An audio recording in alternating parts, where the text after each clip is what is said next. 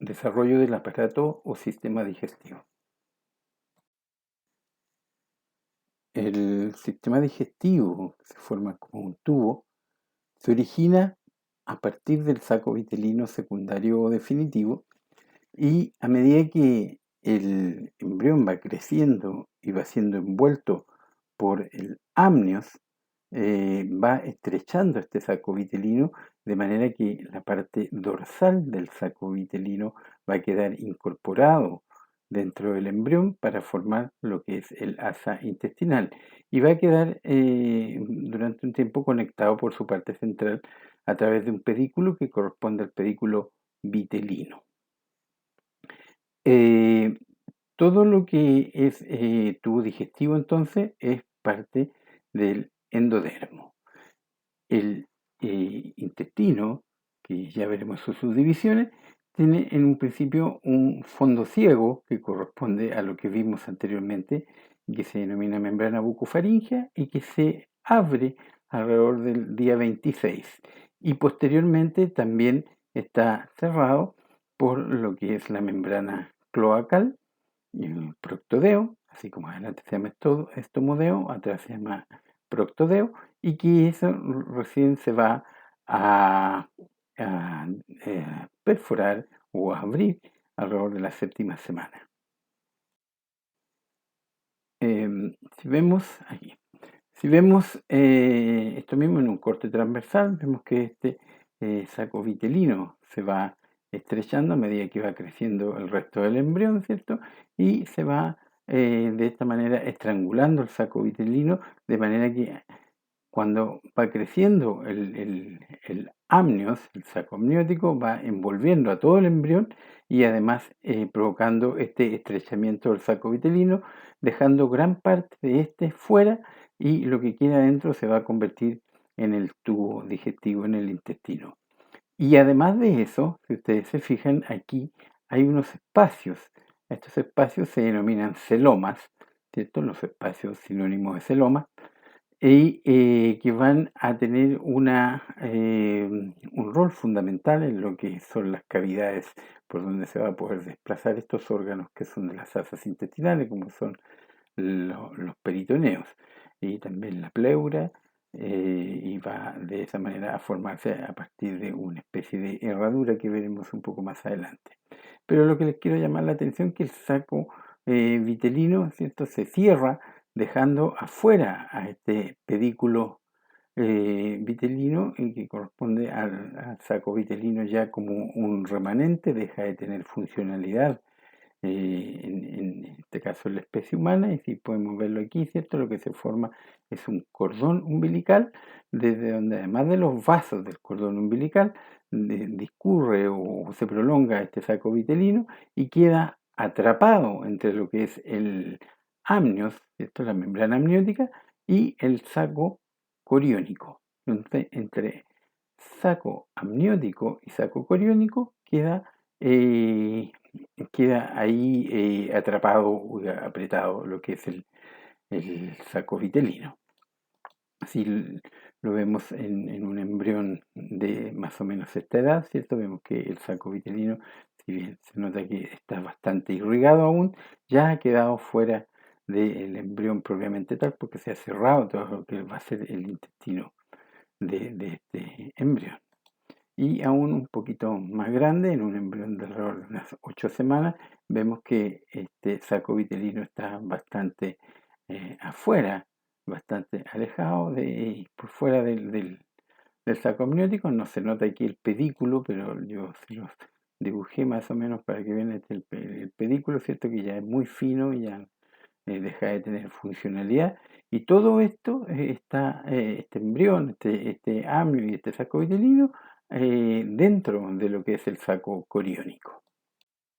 Pero volviendo al embrión propiamente tal, dijimos el saco vitelino queda como un tubo dentro y además está este espacio dentro que corresponde al celoma y que lo podemos ver acá en un color más rosado claro, que tiene una forma de herradura. Ese celoma entonces va a formar lo que es la parte de lo que son los espacios pleurales y peritoneales. esto aquí hay una analogía como de un niño que está como montado en estos flotadores con forma de herradura, más o menos haciendo la analogía y respetando un poco lo burdo del ejemplo, es un poco así, ¿cierto? Un embrión sobre este espacio que corresponde al celoma. Y ese celoma, ¿de dónde proviene? Alrededor del día 14, 13, 14, ¿cierto? Cuando se está formando este embrión trilaminar, a nivel del mesodermo quedan unos espacios que van a ir juntándose, o sea, van coalesciendo tanto por la parte lateral del embrión a nivel del mesodermo como por la parte anterior, y van a formar este espacio en herradura.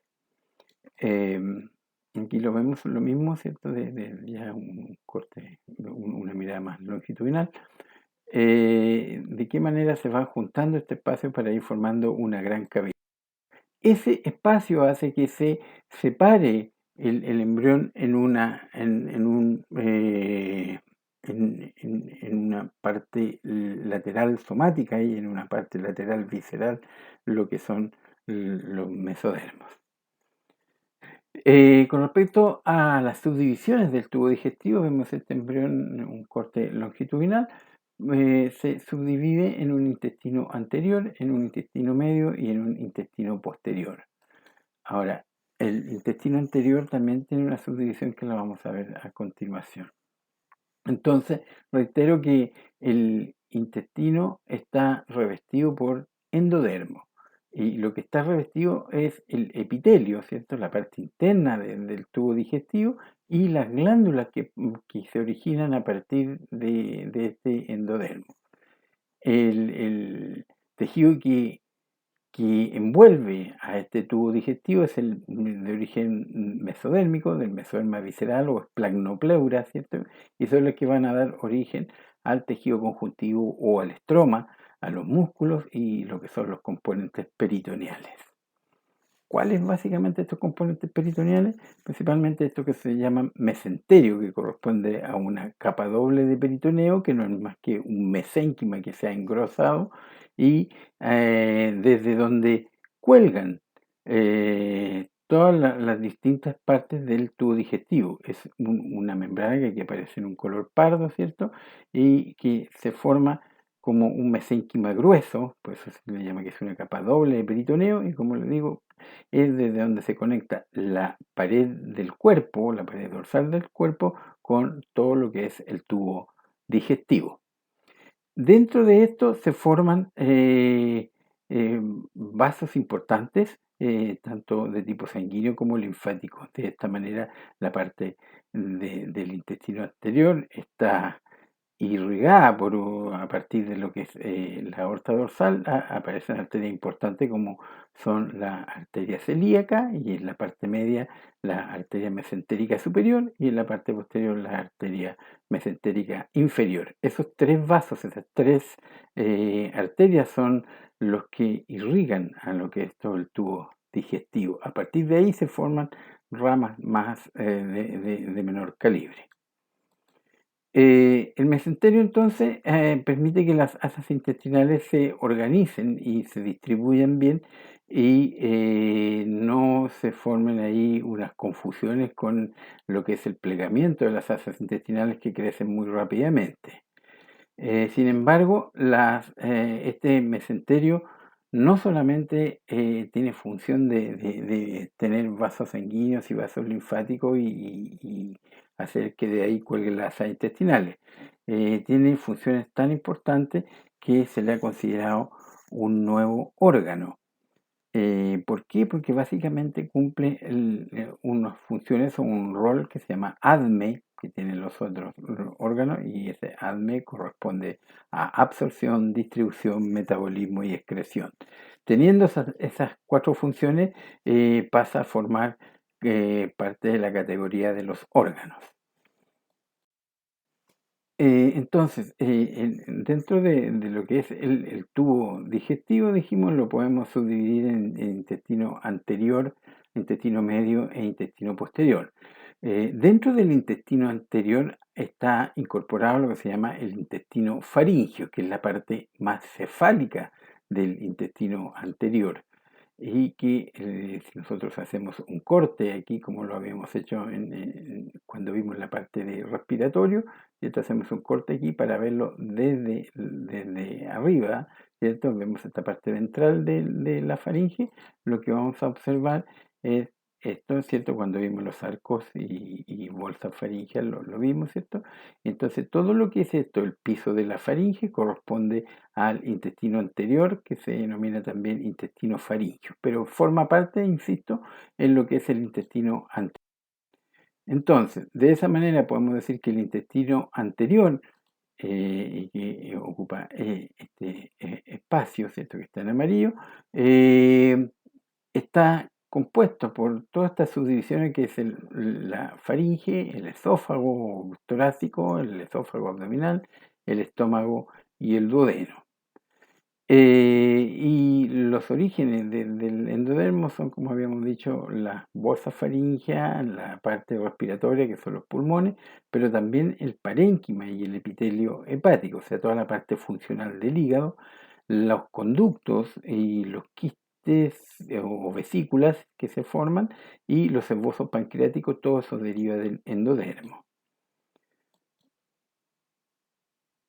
Em, De esa manera yo se los remarqué un poco aquí para que veamos las subdivisiones.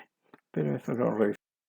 Con respecto al intestino medio, corresponde a lo que es la mitad inferior del duodeno, al yeyuno, al ileón, al apéndice secal, ¿cierto? Al ciego y al apéndice, al colon ascendente y a los dos primeros tercios del colon transverso, que es algo más o menos así, a esta edad del embrión, ¿ya? Y de esa manera, ¿cierto? Va a hacer que esta asa intestinal comience a crecer rápidamente y el hígado también va a crecer rápidamente. Entonces, este asa intestinal en un momento dado va a crecer mucho más rápido que lo que crece el resto del embrión y va a tener que buscar una solución para poder seguir creciendo. Y eso lo vamos a ver un poco más adelante. Mientras digo, es que el intestino posterior forma el resto de lo que es el asa intestinal, ¿cierto? Que corresponde al tercio final, que es el tercio izquierdo del colon transverso, al colon descendente y al colon sigmoide y por último recto y membrana anal, el conducto anal. Del endodermo también, además de lo que es todo el tubo digestivo, se tapiza lo que es el seno urogenital. Y el seno urogenital corresponde a esta zona que está aquí, que es común, que se denomina, como ustedes lo ven, cloaca, ¿cierto? Entonces, esta cloaca forma parte de lo que es el tubo digestivo y de lo que va a ser la parte urogenital. En estos momentos es continuo, aquí está cerrado lo que es la membrana anal, lo que es el proctodeo, ¿cierto? Y hacia acá se forma el seno urogenital y forma comunicación con un conducto que se va por el pedículo de fijación y que corresponde a un anexo que se denomina alantoides. Alantoides viene de la palabra alantos, entonces alantoides significa parece un alantos, y alanto es nada menos que salchicha. Entonces parece una salchicha. A eso se le llama alantoides. Todo eso corresponde a endodermo. Pero esa parte última, el seno urogenital y el alantoide, ya no es parte de lo que es el tubo digestivo, sino que el tubo digestivo llega hasta lo que es la cloaca. Luego de eso va a haber una división que la vamos a ver más adelante gracias a este mesodermo que va a meter aquí una cuña, un espolón y va a dividir lo que es la parte intestinal de lo que es la parte urogenital. Las subdivisiones. Entonces, dijimos que el tubo digestivo estaba sujeto o desde él pendían o colgaban, ¿cierto? Conectando la pared del cuerpo con el tubo digestivo, unas membranas. Y esas membranas que correspondían a capas dobles de peritoneo o un mesénquima grueso, ¿cierto? Corresponde a lo que llamamos mesenterio.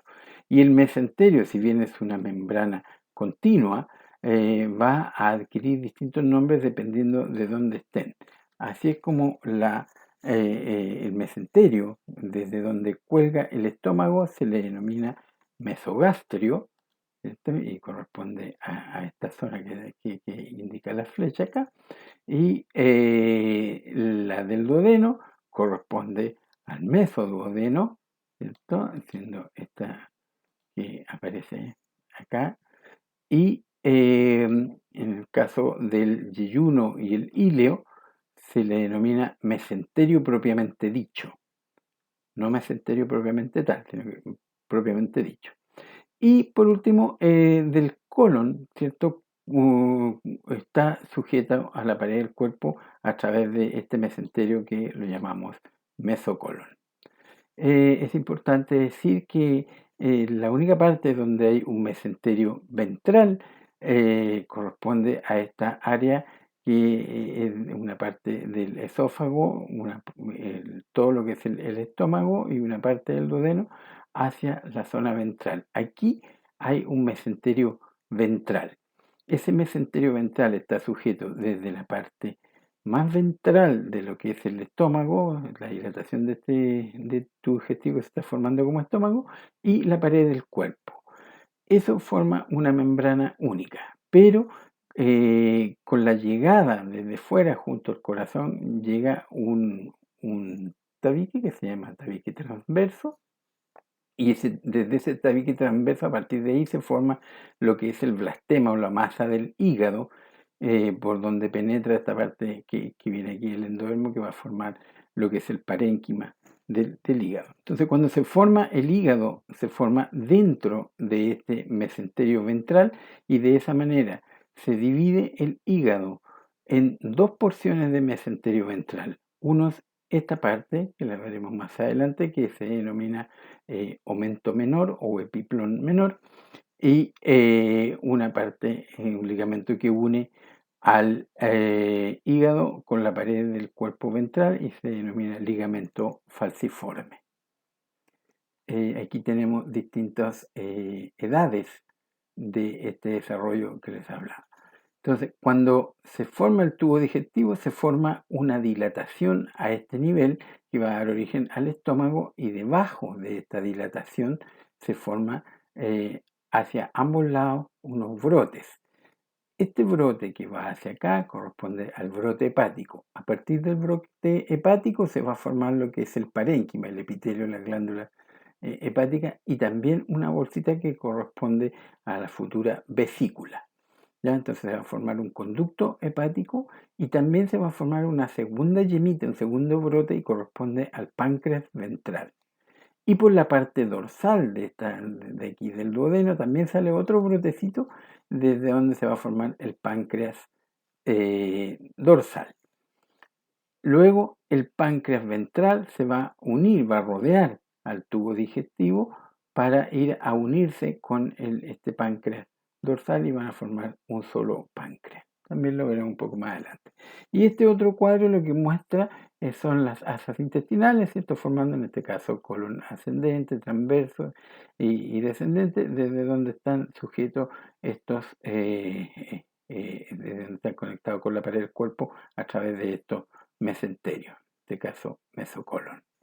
Luego eso se van a juntar y se van a plegar. Este es un corte transversal y este es un corte de arriba, que muestra que se están plegando y se van a juntar, y algunos van a quedar intraperitoneales y otros van a quedar retroperitoneales.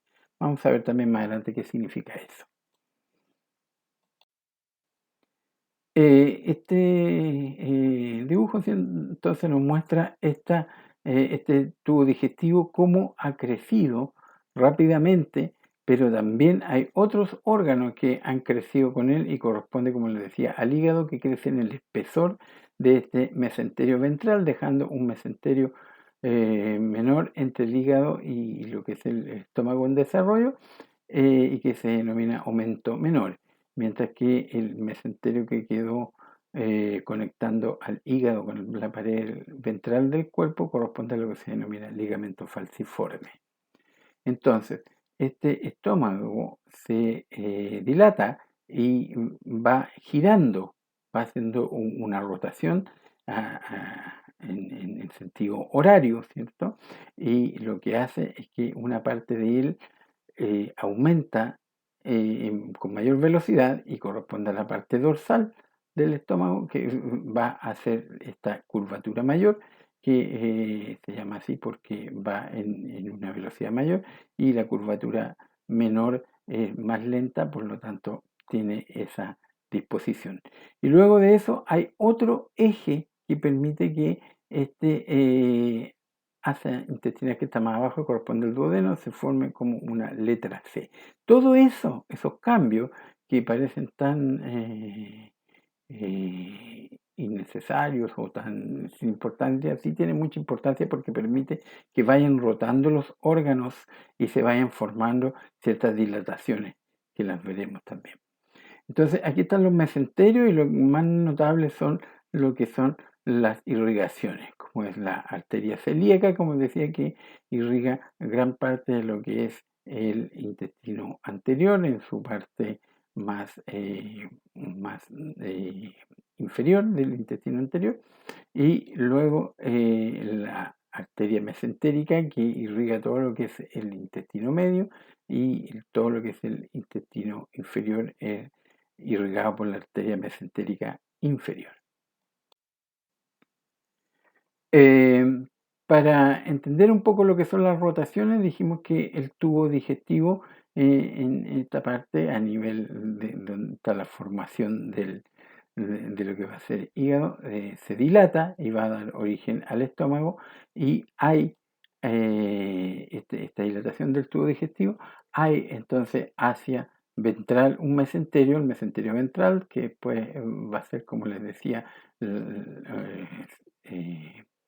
va a ser invadido por lo que es la formación del hígado, pero hay un mesenterio ventral y hay un mesenterio dorsal. El estómago va a girar hacia la derecha, entonces va a arrastrar a este mesenterio dorsal y lo va a obligar en esta parte mayor de la curvatura del estómago a dilatarse y a estirarse hacia su lado más izquierdo.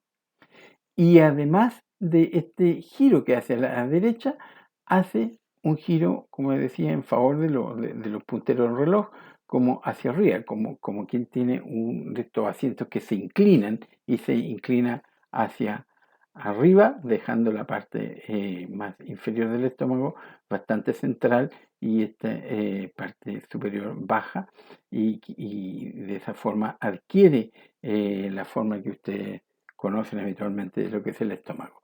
Todo eso provoca que este mesenterio se dilate atrás, ¿cierto? Y se forme una bolsa que se denomina bolsa omental, ¿ya? Y esa bolsa omental corresponde a esta dilatación. Forma un espacio y se llama aumento mayor porque lo que está conectando este mesenterio ventral que está conectando al estómago con lo que es el hígado en formación corresponde a lo que se conoce como aumento menor. Vamos a ver después un corte de tipo transversal y se entiende un poco mejor. Pero son una serie de rotaciones que van ocurriendo simultáneamente. Aquí lo tenemos. Aquí es un corte transversal, ¿cierto? Donde podemos ver al embrión, ¿cierto? Que está aquí formándose el estómago y a medida que va creciendo, que va girando, perdón, va creciendo lo que es el mesenterio dorsal, ¿cierto? Y va girando hacia la izquierda y va aumentando. Y por su parte más ventral está el hígado en desarrollo dentro de esto que era el mesenterio ventral y que ahora esta parte se llama, insisto, aumento menor y esta que conecta a este mesenterio con la pared ventral se le llama ligamento falciforme. Entonces va girando todo esto y va permitiendo que gire gracias a que existen estos espacios que correspondían a los celomas.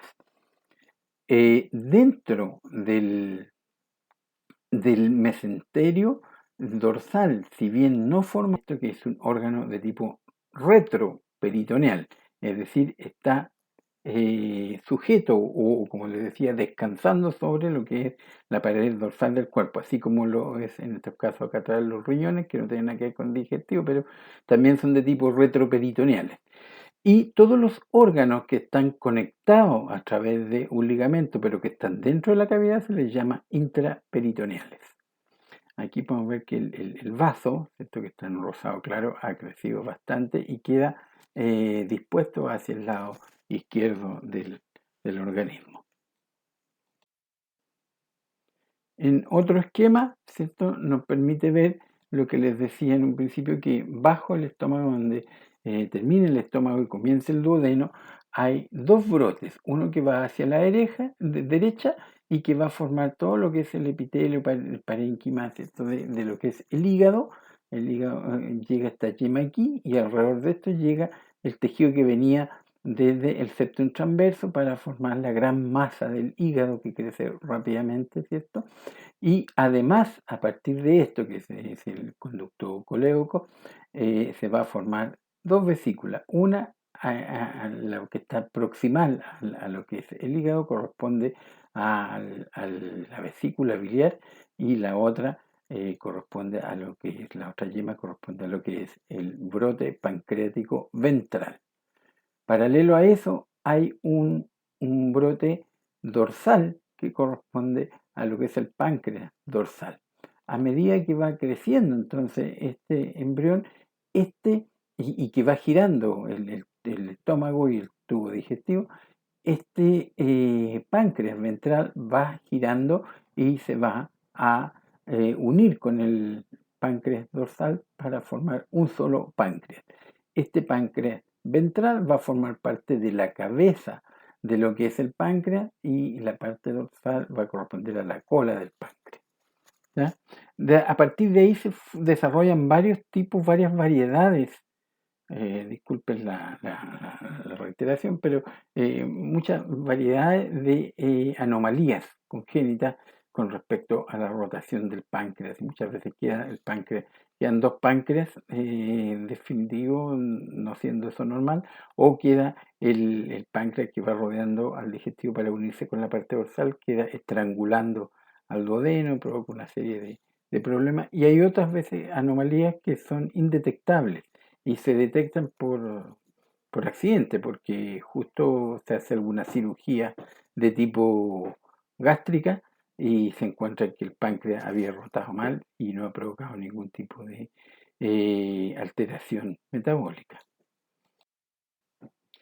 Les decía yo que el ácido intestinal crece a una velocidad bastante mayor que lo que crece el resto del organismo, de manera que se las tiene que arreglar de alguna manera para seguir creciendo. Y la solución que encuentra es meterse a través de lo que es el cordón umbilical. Y esto ocurre entre la sexta y 10ª semana. Entonces, a medida que va creciendo hacia adentro de lo que es el cordón umbilical, y va provocando un fenómeno de herniación, o sea, de salida de órganos, de extravasación de órganos. Pero esta herniación es de tipo fisiológica. Entonces, esto se le denomina hernia umbilical fisiológica. Y eso significa que es una hernia umbilical normal, ¿ya? No es patológica. Entonces, a medida que va entrando, sigue creciendo, y esta parte del duodeno crece aún más rápido, entonces tiene que ir formando pliegue. A pesar de que va avanzando, es aún más rápido, entonces está obligado a ir haciendo pliegues para ir creciendo. Y a medida que se va introduciendo, va girando y va haciendo un giro continuo, de manera que cuando llega hasta como alrededor de la 8ª, 9ª semana, hasta donde le permitió crecer el cordón umbilical, hasta donde le permitió meterse el cordón umbilical a esta asa intestinal, comienza a devolverse, de manera que al finalizar la 10ª semana se ha devuelto totalmente la asa intestinal, pero ha ido haciendo un giro total de 270 grados.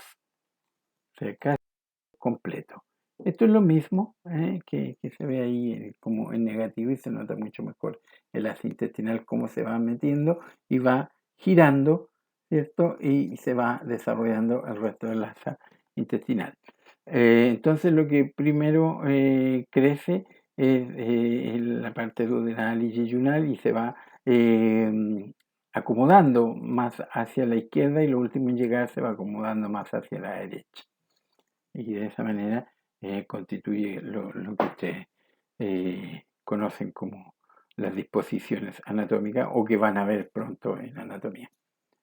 Entonces, les decía yo, el estómago detrás de esto, para insistir un poco, ha formado esta gran bolsa, ¿cierto? Que corresponde a la bolsa omental, ustedes se llama también aumento mayor, ¿ya? Y esta aumento va a seguir creciendo esta bolsa doble, luego se van a fusionar y va a quedar cubriendo todo lo que es el colon transverso.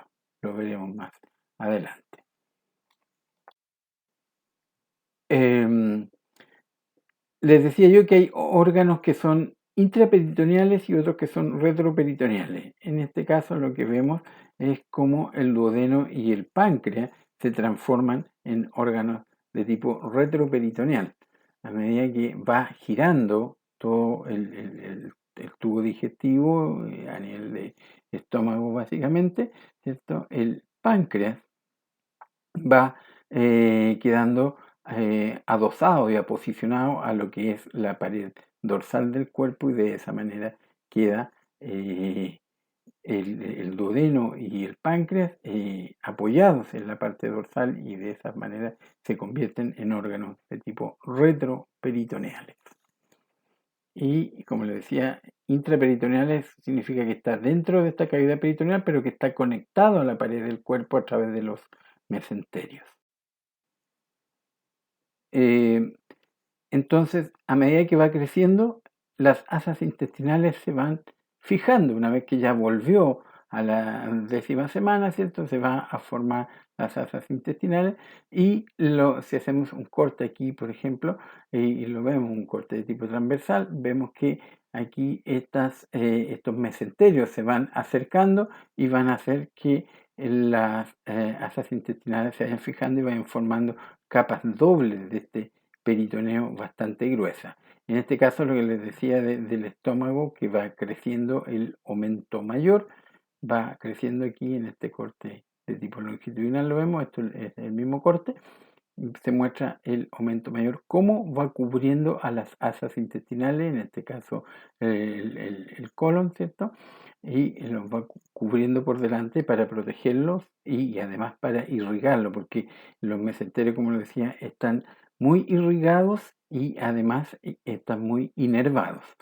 Y se forma adelante este aumento mayor y se convierte en lo que se llama epiplón mayor o delantal de los epiplones, se le llama también porque es como un delantal, estos delantales chiquititos que usaban antes algunas empleadas y empleados, usaban un delantal chiquitito y que cubre todo lo que son estas asas intestinales, entonces se le llama también delantal de los epiplones. Aquí se nota bastante mejor cómo va creciendo este aumento mayor primero y luego epiplón mayor y por último delantal. Entonces ha cubierto todo lo que es el colon transverso, gran parte de lo que es el colon ascendente y descendente y está ahí cayendo por sobre estas asas intestinales. Aquí hay dos diapos que se repiten, pero es para mostrar lo que es el tubo digestivo que llega al final, ¿cierto?, para formar esta cloaca, que es una cámara común entre lo que es el tubo digestivo y la parte urogenital.